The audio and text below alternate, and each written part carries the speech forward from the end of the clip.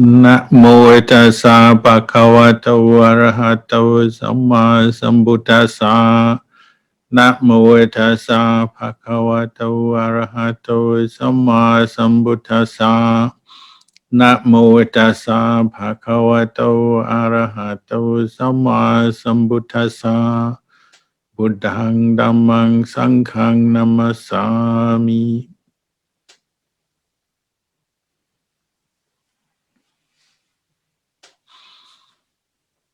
Blessings from Bodhipala Monastery on the outside, the edge of Adelaide, South Australia.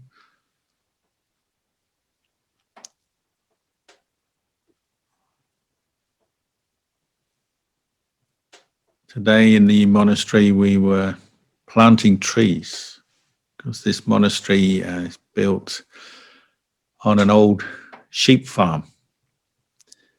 And I think in the past the farmers have cleared most of the trees.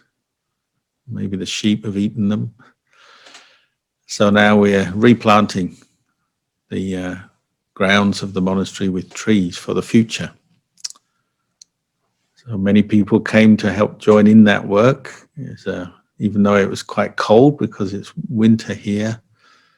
It was a very joyous occasion, planting trees, watering trees, and also making cages that we can put around the trees to protect them from the wildlife, because there are a lot of animals around here. Just now we had a fox outside barking. Maybe he's or she is wanting to join in. But Buddhism, the Buddha and Buddhist teachings have always been associated with trees, with forests. The Buddha lived and practiced in the forest. He was even born in the forest. My teacher Ajahn Chah and many other enlightened monks and nuns since the time of the Buddha have lived in forest areas, mountains, wilderness areas, because they often are the most conducive for the practice of meditation, in particular, quiet, secluded places. And trees, they have their own value in the world, as we know. They provide a lot of goodness for the environment, climate, air quality. But they are also symbolic of many things. Like some of the existing trees here are hundreds of years old, red gum trees, very large, majestic kind of trees. So if you think about it, many trees are older than people, even older than many of the buildings in the world. Most buildings don't last more than 100 years, mostly. So often trees outlive us, buildings, other man-made things. So when you look at a tree, spend time in the forest amongst trees, it tends to have a very stabilizing effect on your mind. Because they're so stable, steady. Of course, they can fall over in the wind or through old age, but generally they give us a good feeling of steadiness, longevity, and they're peaceful. Trees don't cause much trouble for people. Of course, occasionally they do fall on people or buildings, but generally speaking, they don't bother anyone. So they're peaceful. They provide this sense of peace, stability when we're near the trees or amongst them. And so today we're planting trees that are starting just as little saplings, like just 6 inches tall maybe. And they need water and care. But the hope is one day they will gradually grow into something very large, majestic, and provide shade for people, for birds and animals, people, meditators. And sometimes they compare the Buddha or an enlightened teacher like Ajahn Chah to like a large tree. The large tree provides that sense of shade coolness in the sun. The image is something very peaceful. So when we plant trees, people generally find they're very happy doing that.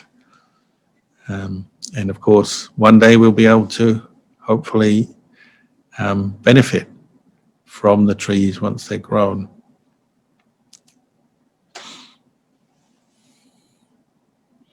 And our practice is like that. Our Dhamma practice, particularly the practice of meditation, most people find it hard in the beginning because their mind is not stable, not steady, not mindful. Often our body gives us some grief. We have pain or restlessness in our body, and then the mind is also restless.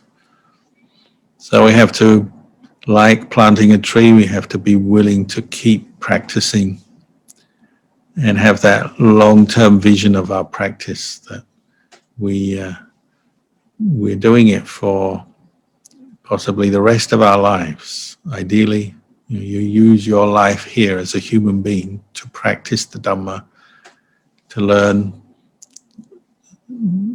the Eightfold Noble Path and how to develop it in your life. The practice of sila, practice of samadhi, practice of wisdom, insight.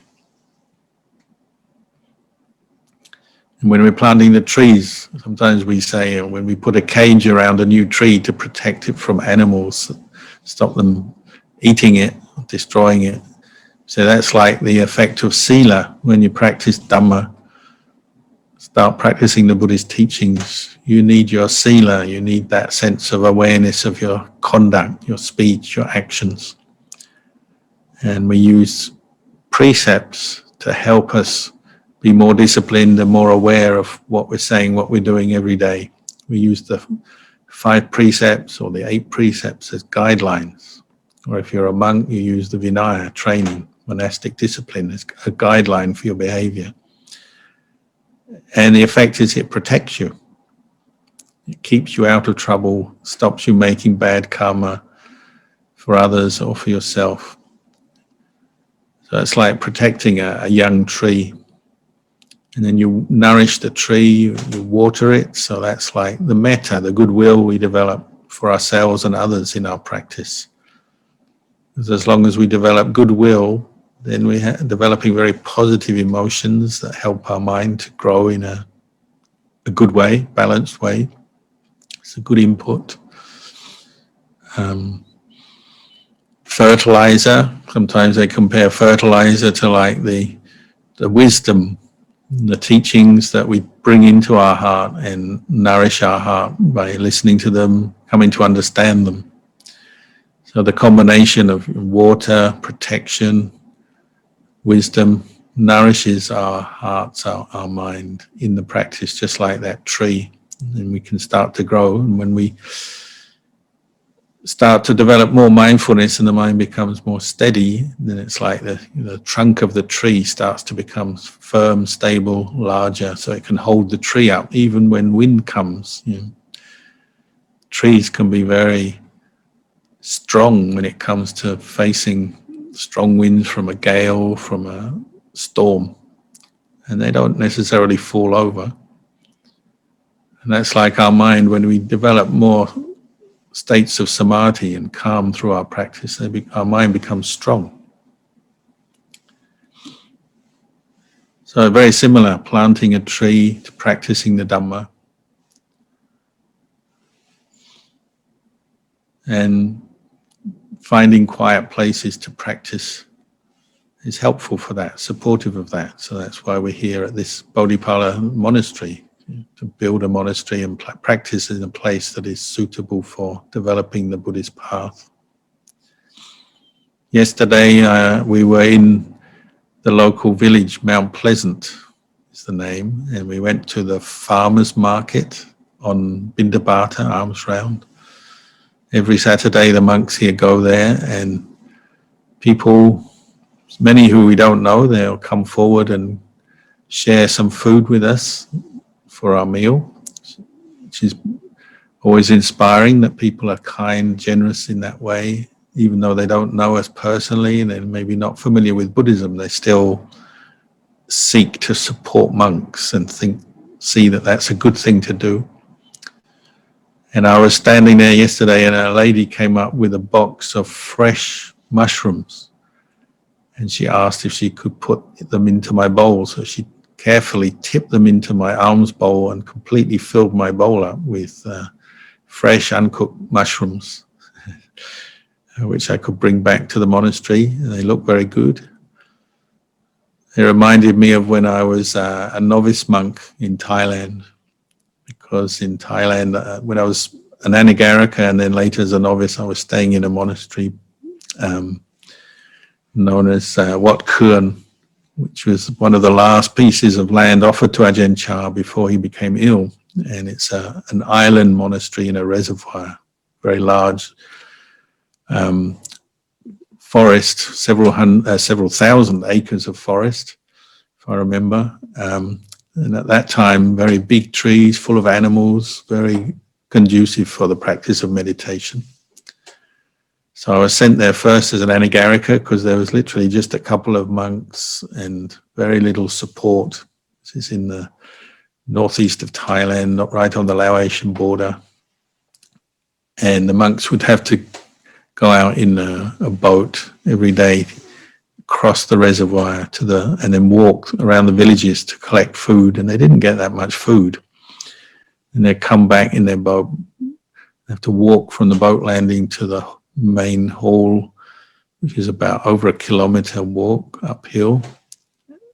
So every day monks would walk maybe 8 or even 10 kilometers to collect food, and sometimes just get very little food, get rice and a bit of fruit, a banana or a fish from the fishermen who lived in the reservoir, or a few vegetables, but very little food. Come back to the monastery and there was no one there. No one would come to visit the monastery because it was an island, except for once a week on the Buddhist holy day. You might get 4 or 5 people would come over with the monks in the boat just to offer some food and meditate. And because I was an anagarika and then a novice, I was able to offer things from the kitchen. And there was a very small kitchen there. It's like a shack, a wooden shack, and they had no food in it anyway. But if there was, I could have offered it. So because there wasn't any stores or anything offered in those days, one of the monks pointed out as we used to walk back through the jungle back to our main hall after our alms round, he'd say, "Oh, you know, there's these mushrooms in the forest. You can actually eat them. They're edible." I had no idea which one was edible, but he pointed them out. And so some days, if I found one, I could pick one. And these mushrooms were huge. They're the size of a plate, very large edible mushrooms. So I could pick one and cut it into 4, because there's only 4 of us. Each monk or novice would get a quarter of a mushroom, and that would add to their food for the day, because often there's very little food. So it just dawned on me that this kind lady offering a bowl full of mushrooms, maybe this was the good karma coming back from those days when I picked mushrooms to offer to the monks. And you notice that the longer you practice Buddhism, the good you do comes back to you in different ways. That's karma, isn't it? Cause, result. So if you plant trees and provide shade for the world and improve the environment, well, maybe the karma of that is that you'll have a nice place to live or a nice environment. Your environment will be boosted and you'll find good places to live and stay. You offer food to people, even mushrooms, well, maybe those mushrooms will come back to you, and so on. And that's just a basic law of nature. We call it karma. And nobody's in charge of that. But it just seems to be the way things work. The more you practice, the more you become aware and observe that truth. The good you do comes back to you in different ways. And it's supportive of our practice. When you practice generosity, it develops very good feeling for yourself. the ones who receive are happy. So like the monks yesterday, we were very happy receiving our food at the farmer's market. Hopefully the people offered, they seem very happy to offer. And you benefit on many levels, don't you? When you practice the karma of generosity, it tends to come back to you. You don't lose anything, even though at the time you're giving away something to help somebody else. Later on, you get so much back, don't you? Immediately you get happiness, and also later on, some of that material wealth that you've shared, however small, will tend to flow back to you in some way or another. People will help you, you'll get support for yourself. And you notice that over and over again. One teacher I used to visit regularly when I was a young monk, it's called Lumpur Put, and he once told a story how when he was a novice monk in a monastery in northeast Thailand, also a very poor area, one day he finished his meal and he was washing his bowl, and a stray dog came into the monastery, and it was a stray dog that was very skinny and looked like it was on its last legs. So he felt immediate compassion for it, and he had nothing to give it, no food left. All the food was gone because they'd finished the meal and they were clearing up. So he actually knelt down in the forest and stuck his finger in his mouth and vomited up his meal. Because he felt strong enough to do that. Monks are often quite used to going out without food for a day, so he thought, I'll just help this dog for once. So he vomited up his meal, and the dog ate it up because it was starving, dying. And he said the karma of that meant that he never once went without food throughout his life as a monk. He lived to, I can't remember, maybe over 80 years old. Never once did he go without food. And occasionally as monks, we're in situations where we do miss a meal or don't get offered food. Occasionally it does happen. Sometimes when you're traveling or you're in a remote place where no one's around. But he said he never went without food. And he attributed that to the karma of helping that dog on that day. He was only a young boy. He was only a teenager when he did that. He had great compassion to help a dying dog. So the good we do comes back to us, and it supports us. It supports us in generating good karma that boosts our sense of well-being and happiness. And it's also teaching us to let go. When you practice generosity, kindness, compassion, you support other people, you're letting go of some of your own self-interest, whether it's your attachment to your own material things, food or money or whatever, and also just letting go of some of your own self-interest on the inside, the ego, the sense of self, the conceit that we're often getting caught up into. You're practicing letting go, whether it's on the level of generosity, taking an interest in others, being sensitive to others, or on the level of sila. When you keep precepts, you're restraining your worst tendencies, your selfish tendencies, your anger, your greed. You're putting limits on that, and that's a very powerful good karma, which will come back to you, but it requires you to let go of those impulses and those intentions that might lead you to hurt others through your speech, your actions. Like when you're angry, putting a lid on it, we say, or putting a boundary on your anger. So you may be angry on the inside, but you don't display it in your speech, your actions. That's very powerful good karma, and it requires us to let go of some self, some ego at that moment when anger arises. And then on the deepest level, through meditation, bhavana, letting go of some of those attachments to the sense of self, the ideas of self, the views, the opinions that support this sense of self, the desires for things, the attachment to pleasure, even the attachment to pain, all the things that we associate with a sense of self. Our meditation is bringing up the mindfulness, the awareness, and then the ability to contemplate and see they are actually not self. And although that's the hardest kind of letting go, it's the most beneficial. Because when you let go of self on that inner level, it brings your mind to a real sense of peace, happiness of the highest, the most refined kind. It's the letting go of self on the level of samadhi. So when we put effort into developing mindfulness on an object, letting go of distracting thoughts, sleepiness, worries, fears, anger, the mind becomes peaceful. It becomes quite joyous, quite content and happy from the samadhi. So that's one kind of letting go. But the best, and ultimately the most complete kind of letting go is letting go on the level of wisdom, contemplating to see that body and mind are impermanent and they're not self. And every aspect of our experience is actually not a self.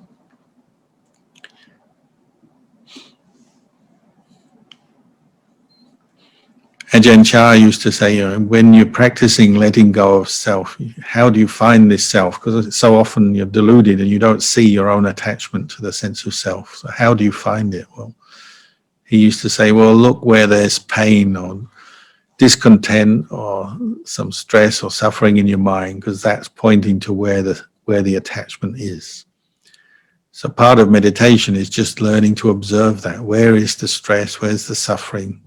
And then looking for where it's coming from, and that's where you'll see where you're attaching. And a lot of it means you're attaching to things that you don't like, don't want, but you can't do much about.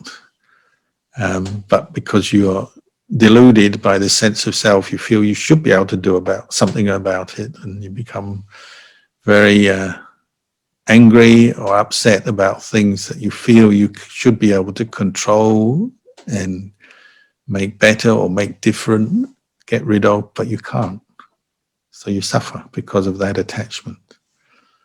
So it can come out on something so simple as just like your own opinion, and then someone else has a completely different opinion and you want to change them, make them see your point of view, and so you argue and try and talk them through it, and you end up maybe having a heated argument, just trying to get them to see your way.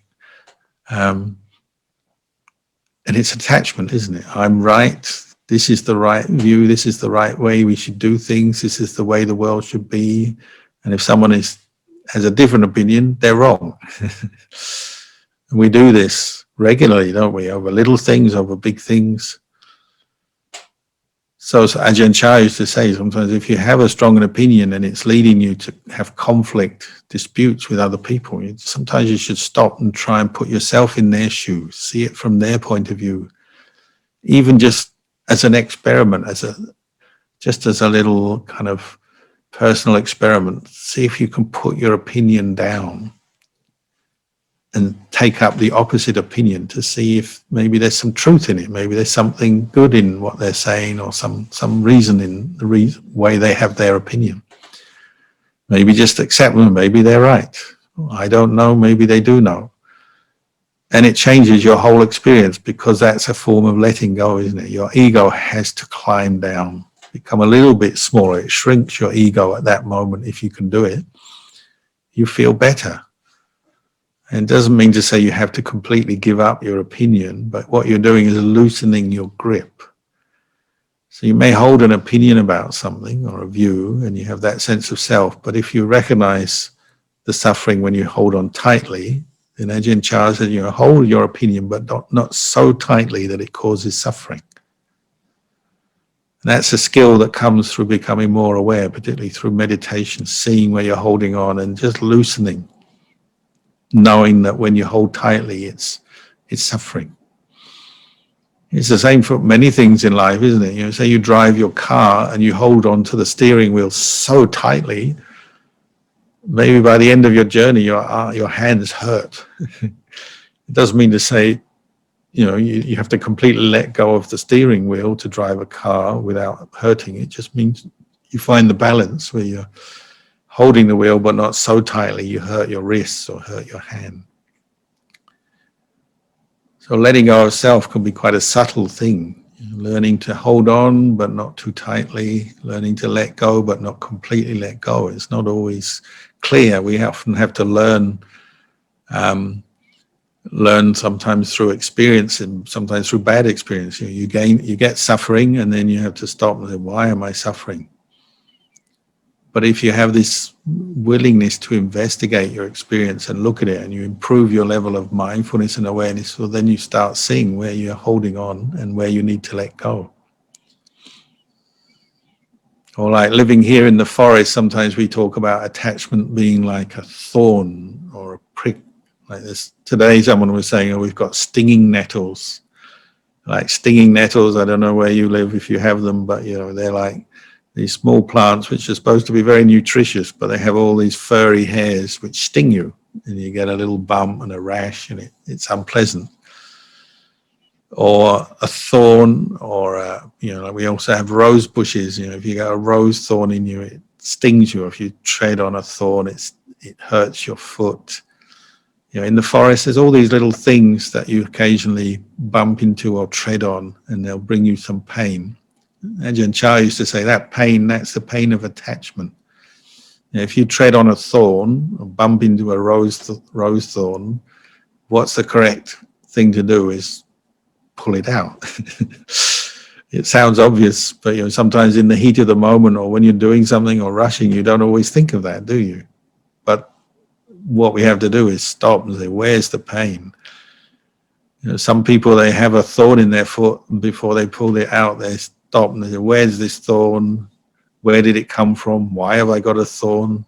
There shouldn't be any thorns around here. Life is like, there should be no thorns. Why have I got this thorn? And before they've even pulled it out, they're already discussing it with themselves, doubting, complaining. If Ajahn Chah used to say, if you've got a thorn in your foot, pull it out. Or some people are scared to do that because sometimes it can be painful pulling a thorn out. A little bit of extra pain because you have to grip it. It's painful, and it makes you mindful, doesn't it? When you're pulling the thorn out, you have to be aware, focus, look. So you become very aware of the pain at that moment. And some people don't like that, so they don't want to pull the thorn out yet because they don't feel ready to do it. But when you pull it out, how do you feel? You feel good, and you solve the problem, and usually very quickly there's no more pain. Attachments are like that. Sometimes to see attachments are painful. I'm attaching to this sense of self, my pride, my ego, my opinion, or material things, or various kind of different things we attach to in life, things we identify with. Even when we've noticed that this attachment is causing me some suffering, we shrink back and say, oh, I'm not ready to let it go. I'm not ready to really give up this attachment, even though we realize it's a source of pain. It can be like that, just like a thorn, not ready to pull it out. Well, Ajahn Chah used to say some people are deluded, and they know they got a pain on their foot, probably a thorn, but they start rubbing their knee instead. Or go to the other foot, or they just do something that they go to the wrong place. Or try and find the wrong solution, so they're not solving the problem. So they just carry on walking with this thorn, and they keep getting the pain. And sometimes people do that. They get some suffering, and they can sort of sense there's an attachment there, but they're not looking in the right place. They go looking in the wrong place, or look in the wrong place, or try apply the wrong solution. So when I was a student, students used to get stressed about their exams. They'd go out and get drunk. That doesn't really solve the attachment or give you any understanding. It just blots your mind out for a while, and then you come back and your mind is in a worse state, and you've still got the same attachment and the same problem to deal with. So humans, we have our different responses to attachment. So even when we see an attachment and realize it is a cause of suffering, we don't always act in the correct way yet. Maybe our wisdom is not developed, or we don't have enough experience. Ajahn Chah said, if you've got a thorn in your foot, go and pull it out. Don't waste time, and then you're free from the pain.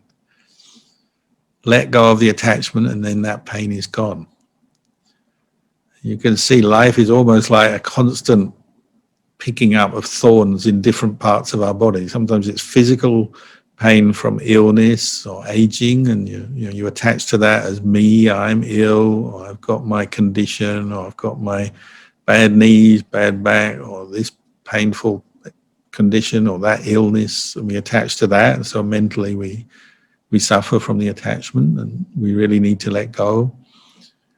Sometimes it's other things we're attaching to. We attach to our mental, our material wealth as well, and we're always worrying about things, paying bills, getting money, buying new things, getting new things, the latest model, the nicest thing. If I can get it, if I can't get it, these attachments cause us suffering. We have to investigate this because they're all like little thorns. Or the words of other people. If you think back over the last few weeks, there may have been somebody in your life who said something you don't agree with, you don't like, hurt you, insulted you.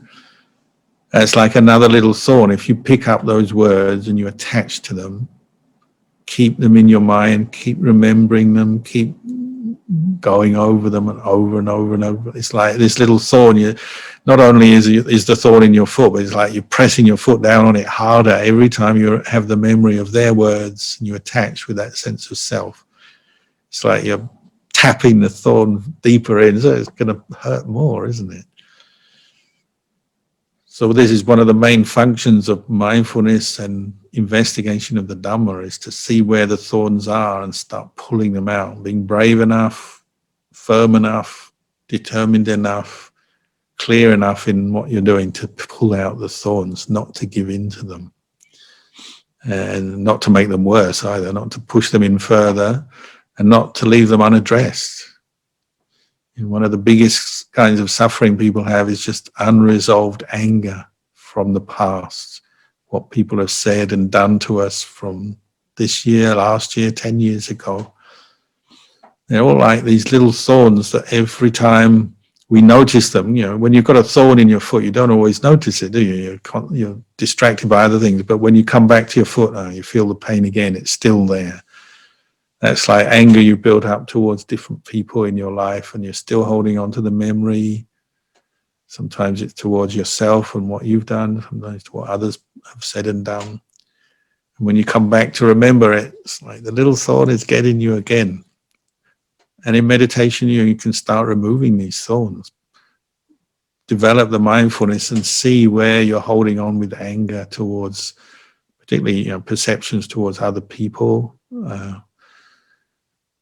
Sometimes we have to be brave, like with grabbing a thorn and pulling out. You have to be honest and brave and say, this anger I'm holding on towards that person is causing me suffering. I must let it go, forgive them, accept what's happened in the past. If it's in the past, you can't change the past. You can learn from it and make your plans for the future, how you'll deal with similar people, similar situations, but the past has happened. So there's no point keep holding on to the memory, feeling bad about it, pushing the thorn in a little bit further, or just keep getting new, fresh thorns, whatever way you want to look at it. Part of meditation is learning to accept things and let go, so you're no longer suffering. And that requires forgiveness. If you're going to forgive someone, you've got to, again, reduce the ego, let go of that sense of self a bit, the pride, the conceit, the attachment to who you feel you are, and they've hurt you and they shouldn't have hurt you, and they don't respect you, or they don't treat you properly. That's all your opinion, your self that you're holding on to. That's another thorn. So forgiveness is one of the hardest thorns to pull out, because it's been in the mind maybe for a long time, festering, and you don't immediately want to do it. Maybe you feel I'm right. They don't deserve my forgiveness. I'll never forgive them. This life, next life, I'm never going to forgive them. But you're just holding on to these thorns, maybe driving them in deeper. What does it feel like when you've forgiven someone you've been angry with? Well, at the very least, you no longer have angry thoughts arising. There's memory still there, but the anger dissipates, the emotion fades, and you feel better. It's another thorn out of your foot. So much of meditation is learning the skill of recognizing the thorns, where they are, and learning skillful means to pull them out. using both sila, samadhi, mindfulness, and panya, wisdom. And this is what makes our life improve, doesn't it? The more we can do this, more we can look after our mind, heal old wounds, heal the pain from different thorns, and learn better how to not attach to this sense of self in our experience and see the happiness, the benefit of it. So maybe for tonight, I'll just say this much in the talk, and wish you all lots of success in your practice. May you find peace. May you manage to remove all the thorns from your foot, your spiritual foot, and find a thorn-free existence. Antamayang uvatakata satu karang tatamase satu satu satu anamotami